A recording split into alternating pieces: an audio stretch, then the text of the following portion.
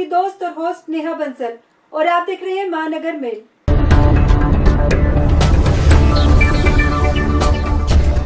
बॉलीवुड जगत के मान्यवर निर्माता, निर्देशक व वितरक बलदेव सिंह जी बेदी से हुई एक खास मुलाकात के दौरान उनकी जल्द आ रही एक लघु फिल्म वामांगी पर चर्चा हुई, जिसमें बलदेव सिंह बेदी जी ने बताया कि यह फिल्म मानवीय रिश्तों पर आधारित फिल्म है। यह फिल्म वामांगी मानवीय रिश्तों के मायने बताती हुई रिश्तों को मजबूत बनाने का संदेश देती है। इसके अलावा बॉलीवुड जगत के साथ साथ बलदेव सिंह बेदी जी के जीवन की धार्मिक प्रवृत्ति के बारे में, उनकी जीवन शैली पर चर्चा हुई। आइए देखते हैं उनसे हुई मुलाकात की एक झलक।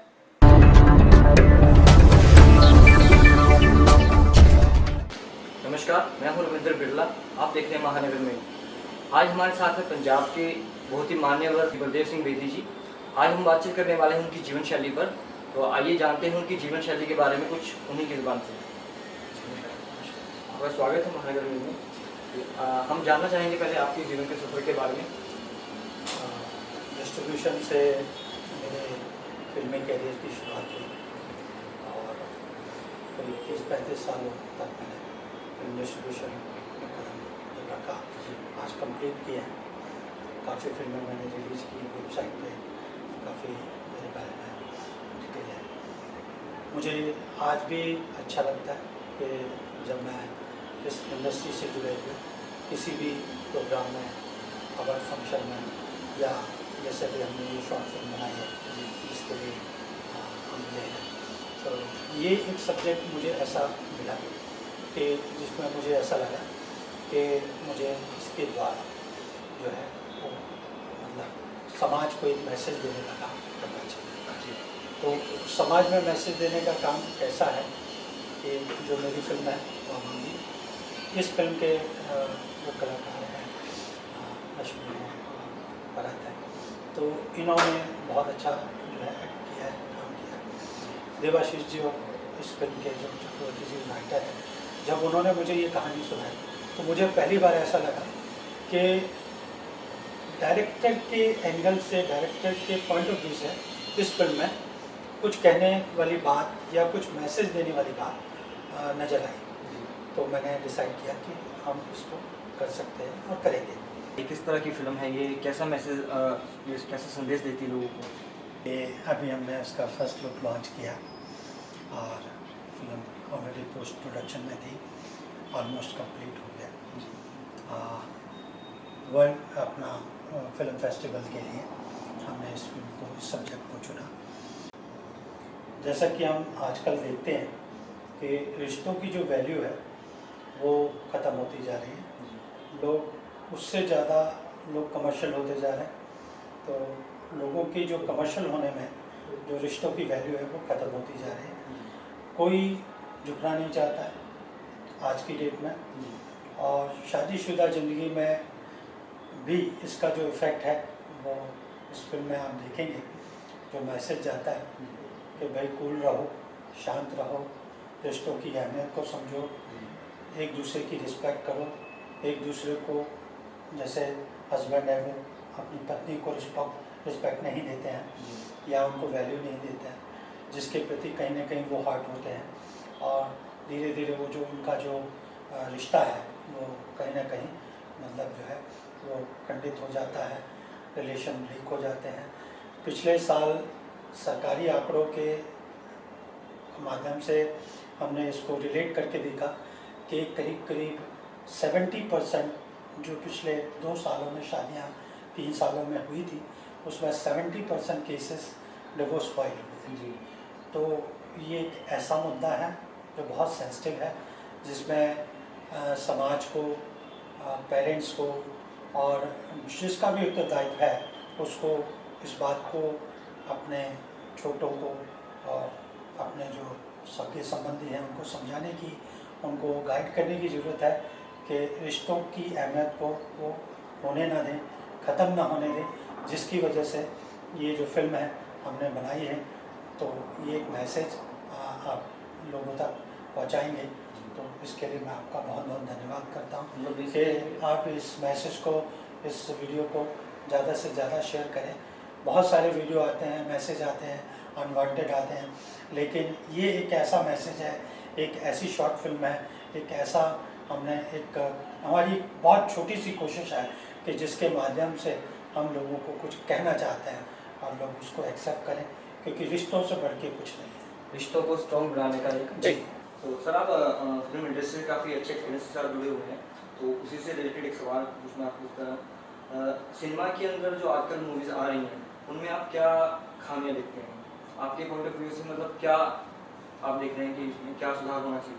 सुधार की जहाँ तक बात है तो सुधार उसमें सबसे पहला तो ये होना चाहिए कि जो आर्टिस्ट हैं उनकी जो कॉस्ट है, जो आजकल जैसे ओवर बजट हो रही हैं फिल्में और 100 करोड़ को या 50 करोड़ को मतलब क्रॉस कर चुकी है, तो बजट जो है वो सबसे ज़्यादा कंसर्न करता है कि रिकवरी होनी चाहिए। पिछले साल मैक्सिमम जो फिल्में रिलीज़ हुई 100-125 फिल्मों के आसपास रिलीज़ हुई, जिसमें रिकवरी करीब 30% ने की या कुछ अर्न किया। तो ये बिज़नेस जिसको हम इंडस्ट्री मानते हैं, यहाँ पे कुछ चीज़ें ऐसी है कि बाहर से लोग आते हैं, इसमें फाइनेंस जो होता है, तो फाइनेंसर को कोई सेटबैक ना हो, किसी तरह का उसको लॉस ना हो, उसकी रिकवरी हो, बजट में फिल्में बने, स्टार्स अपने जो rates day by day high करते चले जाते हैं, राइट्स की डिमांड करते चले जाते हैं, और बहुत सारी चीज़ें मैं देखता हूँ कि आउट ऑफ वे जाके वो करने की एक्सपेरिमेंट करने की कोशिश करते हैं। अच्छी बात है, लेकिन 90% जो एक्सपेरिमेंट होते हैं वो सफल नहीं होते हैं। मेरा जो अनुभव है 30-35 सालों का, हाँ, अगर आप बायोपिक पे फिल्में बनाते हैं, रियल स्टोरीज पे बनाते हैं, किसी अच्छे सेंसिटिव सब्जेक्ट पे फिल्में बनाते हैं तो वो चलती हैं और उसको लोग सम्मान देते हैं, प्रोड्यूसर का पैसा रिकवर होता है। और मैं ये चाहूँगा कि अगर मैसेज की बात हो तो मैसेज वो जाना चाहिए कि जिसमें फिल्म इंडस्ट्री एक ऐसा आईना है कि जिसके ज़रिए पूरा जो देश है, पूरा समाज जो है, वो बच्चे जो हैं वो हमसे जुड़ते हैं, इस इंडस्ट्री से जुड़ते हैं, तो उसमें जो वल्गैरिटी है या जो नेगेटिव पॉइंट हैं, जो बहुत सारी चीज़ें ऐसी हम देखते हैं कि हम अपने परिवार के साथ नहीं देख सकते, तो उनको कम से कम मतलब जो है इस्तेमाल किया जाए। ड्रिंक का इस्तेमाल है, स्मोक का इस्तेमाल है, बाकी सेक्स से रिलेटेड या चुम्बन आजकल बहुत कॉमन सी चीज़ हो गई है। थोड़ा सा अगर इन चीज़ों की तरफ ध्यान देंगे तो हो सकता है कि समाज में हम बहुत कंफर्टेबल फील कर सकें और बच्चों के साथ पिक्चरों को देख सकें। बजट अगर कंसर्न करता है तो उस पर आप ध्यान देने की बहुत ज़रूरत है। आपने अभी तक अपने जीवन में बहुत अच्छी अच्छी उपलब्धियाँ हासिल की हैं, तो आपका सिनेमा में 30-35 साल का जो एक्सपीरियंस रहा है उससे रिलेटेड मैं आपसे ये जानना चाहता हूँ कि आप अपनी इन उपलब्धियों के बारे में मुझे थोड़ा सा बताइए कि आप इनका जिम्मेवार किसे मानते हैं? आप कौन अहम रोल अदा कर रहा है आपके जीवन में? सबसे बड़ी बात है टाइम जो होता है, जिस चीज़ को आप टाइम देते हो, जिस सब्जेक्ट में मैं जुड़ा हूँ या जिस इंडस्ट्री से जुड़ा हूँ, तो वो इंडस्ट्री में आप डे बाई डे कुछ सीखते हैं और वही चीज़ आपको हेल्प करती है। और 30-35 सालों का जो अनुभव होता है या जितने भी वर्षों का अनुभव आपका होता है जिस फील्ड में, वही आपके काम आता है। नए नौजवानों को मौका मिलने के बहुत कम चांस होते हैं बॉलीवुड जगत में, तो उसके बारे में आपकी क्या राय है? नहीं, अब हर क्षेत्र में वो अपने आप को आजमा सकते हैं। आजकल तो रियलिटी शो होते हैं, सिंगिंग के शो होते हैं, बहुत सारे अलग अलग शो होते हैं। पहले मौका कम मिलता था, सीरियल्स हैं, कम से कम 50 सीरियल ऐसे हैं जो मार्केट में अभी चल रहे हैं। आज के समय में तो आप ऐसा नहीं कह सकते। अच्छा, हर तरह की फिल्में आजकल, चाहे वो भोजपुरी हो, रीजनल फिल्में, पंजाबी फिल्में हों या बंगाली हों, हर फिल्मों का जो बिज़नेस है वो काफ़ी एक्सटेंशन हो गया है, काफ़ी बड़ा है और सबको अच्छा रिस्पांस मिल रहा है। आर्टिस्टों को काम मिल रहा है, टेक्नीशियन को काम मिल रहा है, तो अब काम की कमी नहीं है। पहले पीएनए नहीं होता था, प्रमोशन नहीं होते थे, बाकी चीज़ें नहीं होती थी। आजकल तो हर सेक्टर में काम की कोई कमी नहीं है और यंग जनरेशन जो है वो आप अपने टैलेंट के हिसाब से, आप अपने कैलिबर के हिसाब से आप कोई भी फील्ड चुन सकते हैं और आप अपने आप को आजमा सकते हैं। ऐसा कुछ नहीं है। जिस समय किसी के कैरेक्टर में आप फिट बैठते होंगे और किसी डायरेक्टर प्रोड्यूसर को या किसी ऐसे व्यक्ति को जो फिल्म इंडस्ट्री से या किसी एंटरटेनमेंट की दुनिया से जुड़ा है या मीडिया से जुड़ा है, यदि आप पसंद आते हैं, आपकी पर्सनैलिटी, आपका टैलेंट, आपके अंदर जो गुण है, वो अगर आपको उनको पसंद आते हैं तो वो आपको हेल्प जरूर करेंगे।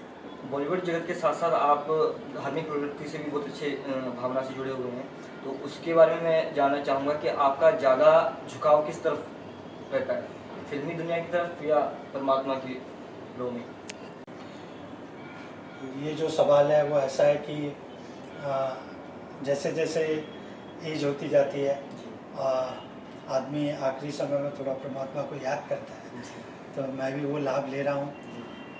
जहाँ भी संभव होता है वो मैं कोशिश कर रहा हूँ कि उसमें मैं पार्टिसिपेट करता हूँ। चाहे बाबा बाग सिंह जी रूहानी मिशन है जहाँ से मैं जुड़ा, मैंने कुछ इवेंट्स किए, कुछ हेल्प की लोगों को, कैंसर पीड़ित व्यक्तियों को मैंने कुछ उनके लिए किया।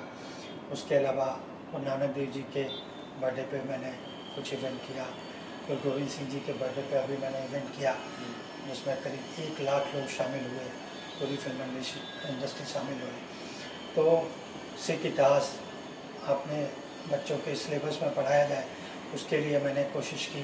प्रधानमंत्री को लेटर लिखे, उनका एश्योरेंस मिला, उनके कुछ लेटर मिले, उनकी तरफ से मुझे कोई कमिटमेंट मिला।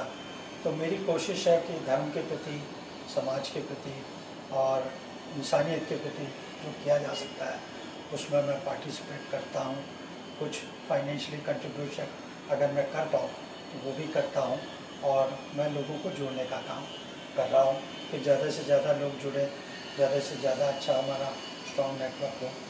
कई ग्रुप हैं, पंजाबी ग्लोबल फाउंडेशन जिसका मैं चेयरमैन हूँ, राष्ट्रीय सिख संगत उसका मैं वाइस चेयरमैन हूँ ऑल इंडिया का। तो काफ़ी ऐसे ग्रुप्स हैं जहाँ पे मैं जुड़ा हूँ। कोशिश मात्र एक ही है कि इंसानियत से बढ़ के कुछ नहीं है, धर्म से बढ़ के कुछ नहीं है, और सबसे बड़ी चीज़ है कि आप जो भी करो वो लोगों तक उसका जो है लाभ वो पहुँचना चाहिए। आने वाले किसी त्यौहार पर आप धार्मिक से रिलेटेड कुछ न कुछ समागम कीर्तन करते रहते हैं, तो अब होली के त्यौहार पर आप बाबा बुरहान सिंह जी का कोई समागम करते हैं बहुत अच्छे लेवल पे, तो समागम नहीं कह सकते, बाबा बुरहान सिंह जी का 10 दिन का होली का मेला होता है जी जिसमें हम लोग अपना बाबा रूहानी मिशन जो है, बाग सिंह जी रूहानी मिशन जो है, उसके द्वारा लोगों के हित के लिए कुछ करने का प्रयास करते हैं। इस बार पहली बार हम प्रयास कर रहे हैं कि लाइव टेलीकास्ट हो, और उसके अलावा वहाँ कुछ चीज़ों का गवर्नमेंट की तरफ से सपोर्ट होता है, पानी का होता है, सिक्योरिटी का होता है। 40,000 सिक्योरिटी हमको वहाँ मिलती है, करोड़ों लोग पूरे वर्ल्ड से आते हैं। तो हम चाह रहे हैं कि वहाँ साफ़ सफाई के अभियान से जुड़ा जाए। पानी का जो वहाँ पे किल्लत होती है, कुंभ में जैसे होता है, वहाँ पे 10 दिनों में 1 करोड़ से ज़्यादा लोग आते हैं, तो उसकी कुछ सेवा हम नीचे से गाँव से और शहर से कर रहे हैं, करने की कोशिश कर रहे हैं। और उसके अलावा लाइव टेलीकास्ट हो, लोगों तक बाबा का मैसेज, बाबा बाग सिंह जी के जो संगत है, उनके चाहने वाले, उनके तक बाबा जी का जो लाइव जो प्रोग्राम है वो पहुँचे। और भी जो चीज़ें वहाँ पे कुछ ऐसी हमको लगेंगी कि जिसमें हमारा पूरा जत्था और हम सब मिलके कुछ कर सकते हैं, तो डेफिनेट करेंगे। तो आप आने वाले समय में आपकी क्या योजना है, कैसे प्रोजेक्ट्स आप करने वाले हैं, कुछ थोड़ा सा और उसके बारे में बताइए। अभी मेरा एक प्रोजेक्ट है जो फ्लोर पे आने वाला है, आम्रपाली सब्जेक्ट पे मेरा काफ़ी मैंने काम किया है और वो सब्जेक्ट रेडी है, उस पर मैं फिल्म बनाने जा रहा हूँ। एक सब्जेक्ट मेरा और है जिस पे थिएटर क्वीन जिसका टाइटल है, उस पर मैं काम करने वाला हूँ, और उसकी कास्टिंग और उसका जो तैयारी है वो मैंने शुरू की है अभी। बतौर निर्देशक या निर्माता करने में दोनों में से किस फील्ड में आपको खुशी ज़्यादा प्राप्त होती है? अपनी चीज़ होती है तो उसमें आप खुल के डिसीजन ले सकते हो, जी और वैसे भी प्रोड्यूसर का इंटरफेरेंस डायरेक्शन के डिपार्टमेंट में होता नहीं है, तो कहीं ऐसी कोई दिक्कत नहीं है। और सबसे अच्छी चीज़ है कि प्रोड्यूसर हो, डायरेक्टर हो, राइटर हो, डिस्ट्रीब्यूटर हो, तो सोने पे सुहागा सबसे बड़ी चीज़ है। तो आने वाले समय पे अगर कोई फिल्म बनानी हो तो आप किस तरह के मुद्दे मतलब अपने मैं जितने भी अभी जैसा मैंने आपको एग्जांपल दिया कि बायोपिक पे बना रहा हूँ या आम्रपाली का रीमेक बना रहा हूँ, तो ये फिल्में रियल स्टोरी से मतलब जो है जुड़ी हुई हैं। इसमें अपना इनपुट डालने की ज़रूरत नहीं है, खाली हमको हमारी रिस्पॉन्सिबिलिटी है कि हम किसी चीज़ को बहुत अच्छे से प्रेजेंट करें। जिस तरह से आज आप देखते हो कि पद्मावती रिलीज होने वाली है, लोगों का शोर है, लोगों को ऑब्जेक्शन है, तो मुझे नहीं लगता कि हमको छेड़छाड़ करनी चाहिए, हमको अपने इनपुट उसमें डालने चाहिए। जो है जैसा है, जो बेहतर था, जो रियलिटी थी, उसको आप दिखाएं, ताकि लोगों को दुखी करके, उनको उनमें रोष पैदा करके या उनको ना खुश करके अगर एंटरटेनमेंट की दुनिया से कुछ भी किया जाए तो वो बेकार है, बेमतलब है।